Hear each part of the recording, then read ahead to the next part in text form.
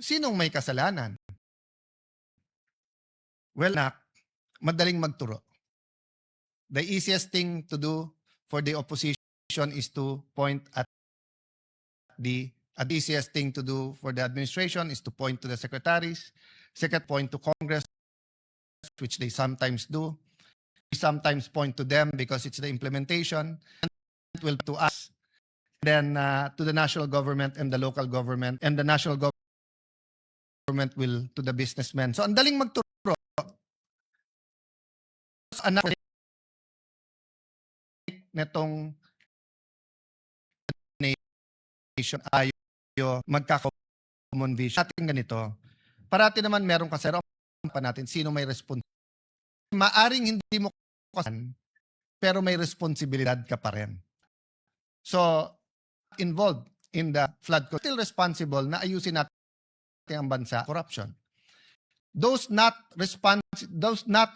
walang kasalanan dahil tumaas ang presyo, dahil may problema dahil byproduct siya ng natural gas. Kasalanan yun. May responsibilidad tayo sa mga jeep taxi. Sa ating small businesses, same statistic halos. Sabi po natin dito, and I think the cited this during the session yesterday, 99% of establishment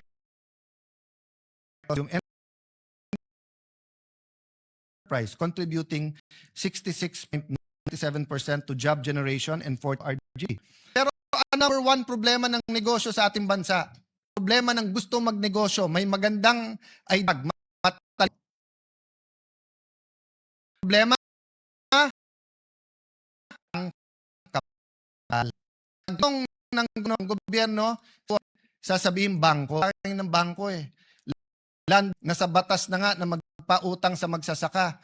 They'd rather pay the fine than magpautang sa mga na maliliit. Kung sa bangko, wala ka ring ng lupa o wala kang sasakyan, wala kang mga ari-arian, sasabihin sa iyo, diyan ka sa pawn shop. Sa pawn, bukod sa mataas ang interest, wala ka pa rin. So, saan ang mga kababayan? Sa 5-6. Mirong, 5-6 is a service. Diba? So, for example, sa palengke, wala ka ng kapital, may piyesta o kaya Pasko, maraming namamalengke. Kung kikita ka naman ng more than 20 in 1 month, let's say 25-30% to 2% per week, so 40% a month, ka na sa patalim sa 5-6. Kasi yung 5,000 mo, babayaran mo ng 200 a day, 6,000. Pero napakamayaman sa Pilipinas yung nagpapautang ng 5-6, hindi po yung umuutang. Pagdating po sa gobyerno, sabihin, ilan administrasyon na, sir, bakit hindi natin magaya bakit hindi tayo magkaroon ng programa? Ano to the estimates are 20 billion, 50 billion, 200 billion. Big business. Ano sagot ng gobyerno? 5-6? May pamalit ba tayo doon? Ang sagot ng gobyerno, 6-7. 6-7 lang. Google nyo yung 6-7, sabihin. So balik ka na naman sa 5-6.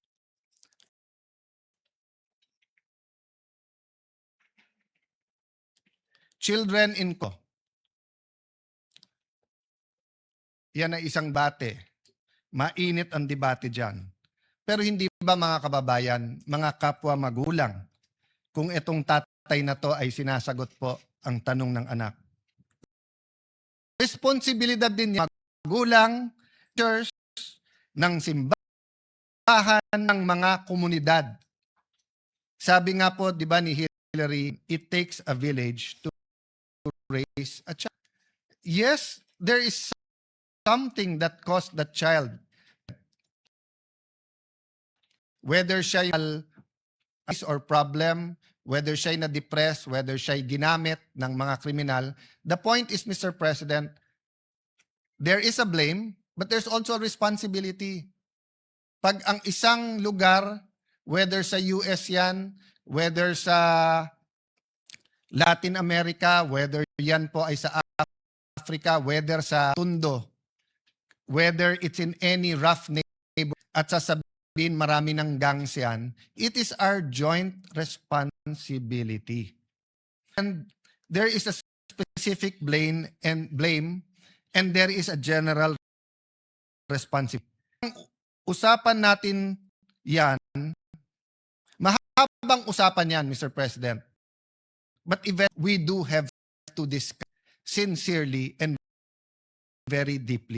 Tay, bakit mahirap ang ating ba ang pumipigil sa ating bansa? Well, may mga bagay nga na wala sa ating control, yung mga external. May mga bagay na nasa ating control. Bagay din na ina-address pero problema kultura. For example, we have to address the culture of corruption. Sabihin natin, wag magnakaw sa flood control, pero ina-address ba natin ang pagnangongopya? Ina-address ba natin yung simpleng pagsisinungaling sa araw-araw? Ina-address ba natin bawat kailangan ng Pilipino, lisensya, business permit, real property tax, customs, ay may lagayan? So, the culture of corruption continues to lay hold. And as a Christian, I believe that will aspect to that battle. There are spirits that control, di ba, that are principalities and authorities. Kaya sabi sa Bible, then you have to occupy. Hindi sapat na mawala ibang pali ng palaki ang scam sa ating bansa. ISIS ay nagpapahirap din sa atin. Nabanggit ko na kanina yung K-12. Mukhang Dr. Jinggoy Estrada. Tanggalin na 2 taon kasi to 10 na 10 nag-aaral ang bata na mas kumpleto ang gamit niya ay mas mabuti kaso pero 7.5 years lang ang pinapasok ng ating bata. Another example, ang bata ngayon karaniwan sa highly urbanized ay half day. Sabi niya, ay, ang ganda naman ng tinuturo ng aming mga teachers. Magagaling naman ang aming mga teachers. Yung nasa mga religious schools, parochial school, Christian schools, yung mga nasa madrasa, Brother Robin, no? Sa ganda naman tinuturo sa amin eh. Maka-Diyos. Anong problema? Hindi po kung ano tinuturo nila, kung anong nakikita. Children learn by what they experience, not by what they are taught. So, Mr. President, that's a lesson to us. It is a lesson to us, Mr. President, that in everything we do, the children are watching. And they learn from. So whether it's the internet, television, whether it's news, cartoons, video games, all of this influence them. So what's the solution? Maging klaro kung anong mali. Panood nila, pero nakita nila, eto, naparusahan dahil mali, matututunan nila mali. Pero Mr. President, pag nakita nila yung mali, nagiging tama sa matatanda, I remember in the 1980s, yung kasama ko parate, he was in the Marines and they were asked during to lecture about not having colonial mentality. Ano po ang ginawa nila? Nagtuturo na alcohol is as important. And then kumuha ng sigarilyo, at the time dito yung sigarilyo, kinuha Blue Seal.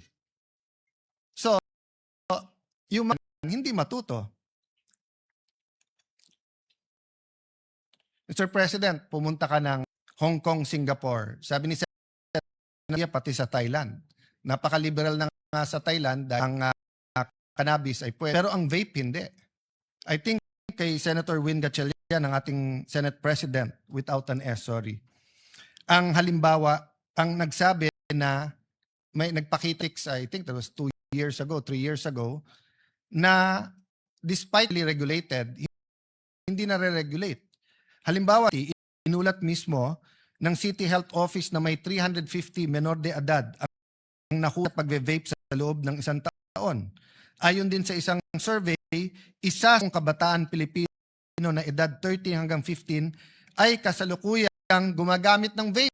Nakita din na malaki ang tinaas ng paggamit ng vape ng mga kabataan nitong mga nakaraang panahon at mas marami dati namang hindi na naninigarilyo ang nagsisimulang gumamit ng vape. Tay, ano naman yung issue sa PhilHealth? Ay nako, pabayaan na natin si Risa Hontiveros, si Senator Bongo, si Senator Pia Cayetano, si Amy, iba, si Senator JB, na napakahaba na ang diskusyon. Ito ang sasabihin ko sa iyo, anak. 20 years ago, more pa, maybe more than 20 years ago, nagkaroon ng programa ang Thailand. Magbayad ka ng 100 baht, libre na lahat sa ospital. Na lang. 30 baht, libre lahat. Ba't hindi po natin magawa yon? Ganun lang kasimple. Medyo humaba anak, kaya hindi ko nababasahin yung statistics ng health. Tay, napanood ko ang Pangulo kahapon, bakit unang-una niyang binanggit ang flood control? Ganyan ba ka-importante yung issue na yan? Bakit una niyang binanggit? Anak, biggest issue of the year yan eh. Skandalo sa corruption in our history. Anak, importante ma-resolve yan. Anak, importante malaman ng taong bayan yung tunay na nangyayari, gawa, anong pwedeng gawin, kung pwede. Anak, bumalik kasi ang dapat kasi bumalik ang tiwala sa leaders at sistema. Pag yan ay hindi binanggit at hindi inayos, lahat ay suspect. Anak, napaka-importante, madapa man ang isang bansa, ay siya'y bumangon. So, in other words, wine reforms. Simbo, anak, pag may mga skandalo na tumatama sa isa, may isa o dalawa na bukod tangi ay nagiging simbolo.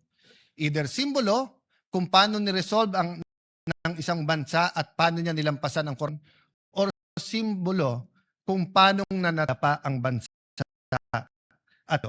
So sana anak, find the strength and wisdom to conclude the investigations, to hold people accountable, but also to put the genuine reforms. Isang simpleng example lang, isang simpleng suggestion na binigay ko sa DPWH, tinanggap ng secretary, pero mukhang hindi ginawa.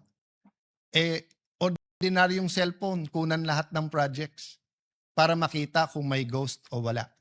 Sir, the problem is, hindi pa kumpleto yung data. Pero wag ka mawalang ng pag-asa, anak. Walang bansa sa mundo nang hindi dumaan. At walang bansa na umunlad na hindi niyo na-address ang corruption. Tay, bakit ba pinilit mo na dito tayo sa syudad tumira? Kasi anak, dati at least may makakain ka. Ngayon, dito sa mga syudad, lalo sa Metro Manila, libre ang nag-aral. May scholarship pagka-college. Pagka single parent, ka-PWD, pag senior, may regalo, may cash gift, meron minsan mga giveaway. So anak, may internet. Mr. President, in 1980, third lang ng Pilipino ang nakatira sa urban, 2/3 sa rural. And we know around the world, mas alin ng mga nakatira sa rural. Sense of community, sense of mas may malasakit. Pero napilitan ang mga kababayan natin sa rural. Bakit po? Go to certain parts of France, of UK, even the US, Canada.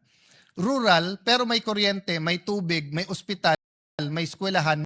Sa atin hindi. Pag sinabi mong urban, sigurado po yan, mayaman.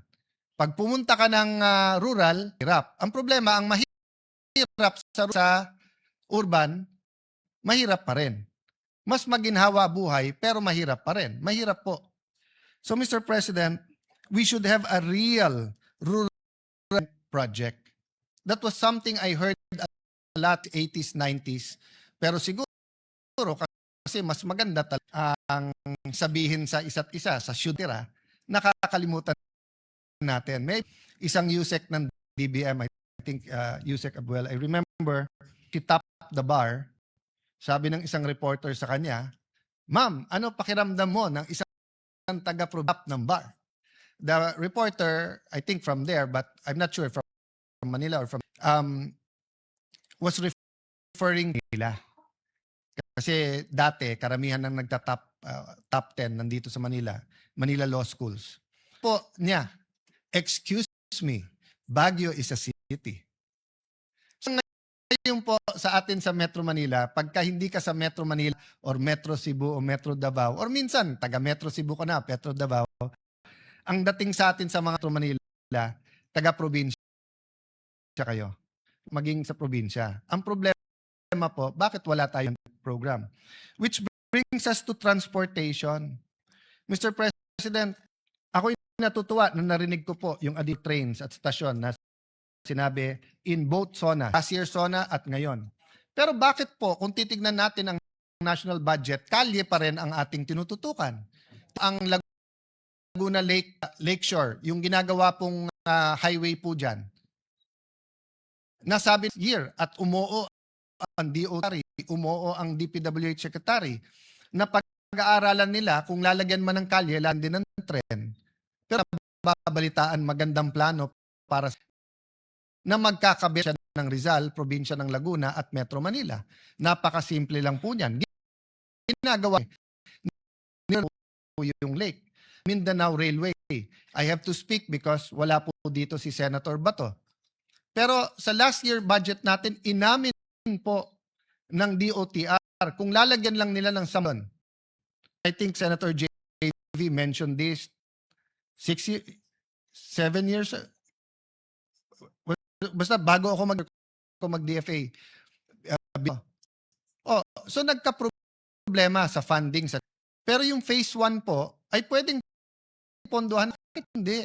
Huwag tayong pumayag na yung pagkakamali ng Metro Manila at ng ibang lugar sa Luzon ay maging pagkakamali ng kasi unlike Visayas na grupo ng mga isla, ang Mindanao ay mas Luzon, pero mas mayaman sa Luzon.